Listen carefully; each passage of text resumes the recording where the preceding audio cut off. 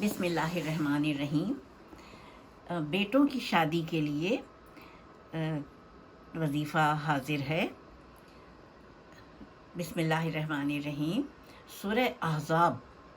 اگر بیٹوں کی شادی میں مشکل پیش آ رہی ہے تو سورہ احزاب اس طرح شروع کیجئے، چاند کی شروع کی تاریخوں میں کسی بھی جمعرات یا جمعے کے دن سے شروع کیجئے۔ سب سے پہلے 2 رکعت نماز پڑھ لیجئے بیٹے کی شادی کی نیت کے لیے، پھر زکوٰۃ نکالیے جو حسب حیثیت ہو، اور پھر سورہ احزاب پڑھیے 2 رکعت نماز پڑھنے کے بعد۔